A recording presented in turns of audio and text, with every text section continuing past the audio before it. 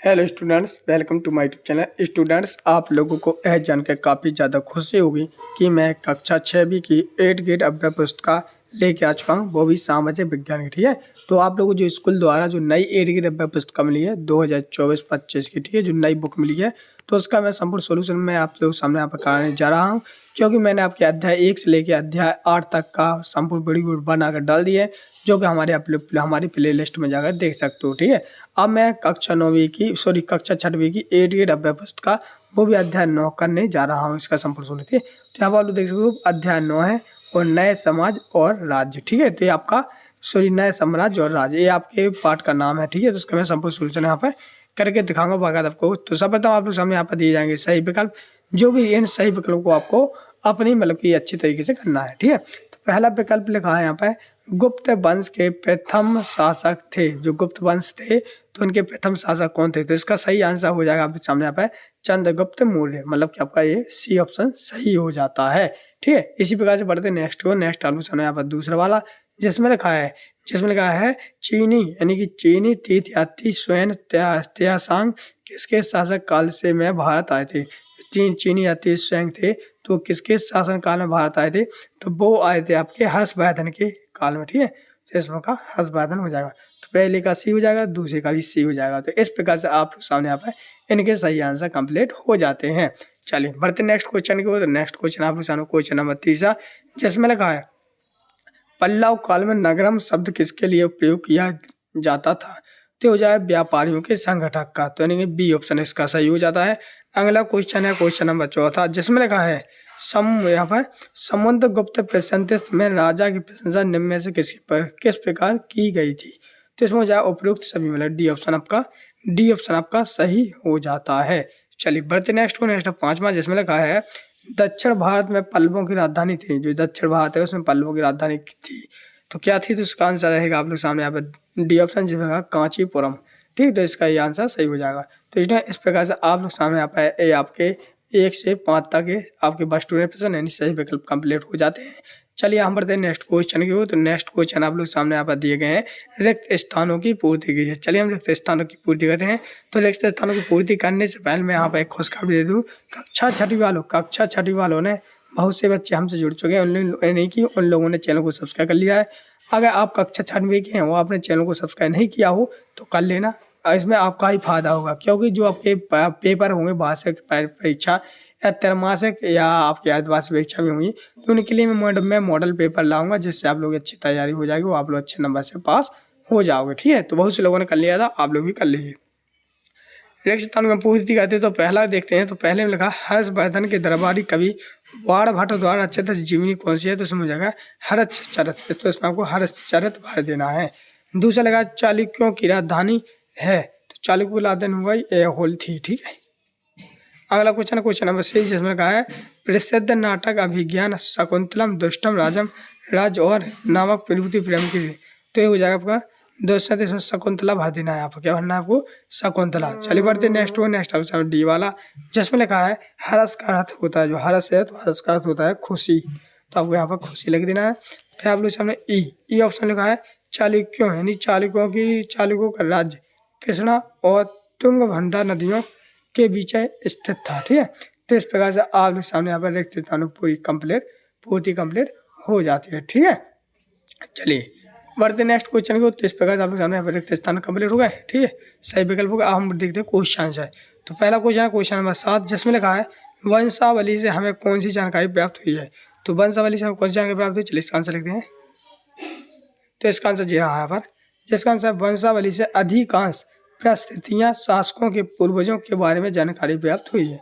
जो वंशावली से हम क्या अधिकांश परिस्थितियाँ शासकों के पूर्वज में पुरानी जानकारी प्राप्त हुई है। क्वेश्चन नंबर 8 में देखते हैं जिसमें लिखा हर्षचरित यानी कि हर्षचरित के लेखक कौन थे? इसमें किस शासक के बारे में जानकारी मिलती है? तो इसका आंसर लिखना आपको यहाँ से, हर्षचरित के लेखक बाणभट्ट थे। कौन थे? बाणभट्ट थे। इसमें राजा हर्षवर्धन के बारे में जानकारी मिलती है। ठीक है, तो आप लोगों को इसके रचयिता वो बाणभट्ट थे और इसमें हर्षवर्धन के बारे में जानकारी मिलती है। तो क्वेश्चन नंबर 8 का आंसर कंप्लीट हो जाता है। क्वेश्चन नंबर 9 देखते हैं। तो क्वेश्चन नंबर 9 में लिखा है, पुलकेशिन द्वितीय किस वंश के प्रसिद्ध राजा थे? उनके बारे में जानकारी कहाँ पता चलती है? तो इसका आंसर यहाँ से लिखना है आपको। पुलकेशिन द्वितीय चातुर्य वंश का प्रसिद्ध राजा था। इसके बारे में जानकारी दरबारी कवि रवि कीर्ति द्वारा रचित प्रशासित से पता चलता है। तो इसका आंसर आप यहाँ से पूरा यहाँ तक लिख लेना है। अगला क्वेश्चन देखते हैं, क्वेश्चन नंबर 10, जिसमें दिख रहा है पल्लवों व चालुक्यों के राज्य किन किन क्षेत्रों में फैले हुए थे। जो पल्लव थे उन चालुक्य राज्य किन किन क्षेत्रों में फैले थे? तो इसका आंसर लिखेंगे यहाँ से। पल्लवों का राज्य उनकी राजधानी कांचीपुरम के आसपास के क्षेत्रों से लेकर कावेरी नदी के डेल्टा तक फैला था, जबकि चालुक्यों का राज्य कृष्णा और तुंगभद्रा नदियों के बीच स्थित था। तो इस प्रकार से आप लोग पूरा कर क्वेश्चन नंबर 10 का आंसर हो जाएगा। क्वेश्चन नंबर 11 देखते हैं। क्वेश्चन नंबर 11 में लगा पल्लव तथा चालुक्य राजाओं के प्रशासन की प्रमुख विशेषताएं लिखिए। तो इनकी क्या करना, विशेषताएं लिखनी, प्रमुख विशेषताएं। तो इनकी प्रमुख विशेषताएं ये हो जाएंगी यहाँ से। जिसमें लगा प्रशासन बड़ी प्राथमिक गाँव होते थे, प्रशासन बड़ी प्राथमिक गाँव होते हैं। दूसरा, कभी कभी एक ही व्यक्ति कई पदों पर कार्य करता था। तीसरा, स्थानीय प्रशासन में बहुत व्यक्तियों का बहुत बोलबाला था। ठीक है। चौथा, नीतियाँ कुछ हद तक प्रभावशाली होती थी। तो इस प्रकार से आप लोग सामने आपका क्वेश्चन नंबर 11 का आंसर पूरा कंप्लीट आपके सामने हो जाता है। अगला क्वेश्चन, क्वेश्चन नंबर 12, जिसमें लगा इस काल की सैनिक व्यवस्था के बारे में लिखिए। ठीक है, तो हम सैनिक व्यवस्था के बारे में लिखते हैं।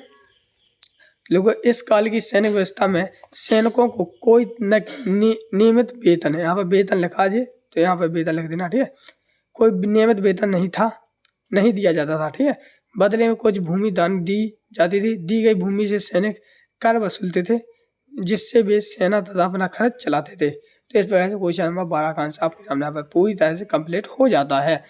अगला क्वेश्चन है क्वेश्चन नंबर 13, जिसमें देखते हैं, जिसमें लगा पल्लव काल में सभा से क्या आशा है, ये अपना कार्य किस प्रकार करती है। मतलब जो पल्लव काल से सभा से क्या आशा है, ये अपना कार्य किस प्रकार करती थी। तो चलिए इसका आंसर देखते हैं। तो इसका आंसर लिखोगे, पल्लव काल में एक या अधिक ब्राह्मण या भूस्वामियों का संगठन को सभा कहते थे। मतलब जो पल्लव काल में एक या अधिक ब्राह्मण या भूस्वामियों को हम संगठन को हम सभा कहते थे। ठीक है, ये सभा सड़क निर्माण, स्थानीय मंदिरों की देख रेख आदि का काम करती थी। तो आप लोग क्वेश्चन नंबर यहाँ से यहाँ तक लिख लेंगे।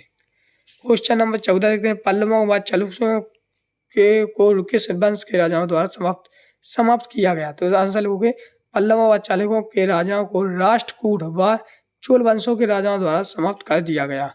तो इस प्रकार से आप क्वेश्चन नंबर 14 का आंसर भी वीडियो को रोककर पूरी तरह से लिख लेंगे। क्वेश्चन नंबर 15,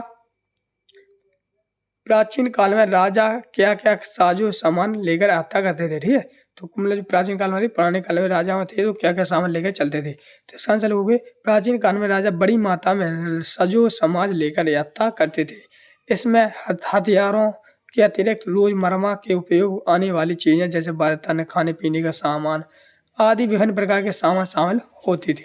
तो इस प्रकार से आप लोग लिख लेंगे। ठीक है, वीडियो को रुककर अच्छी तरह से पूरी तरह से लिख लेना है।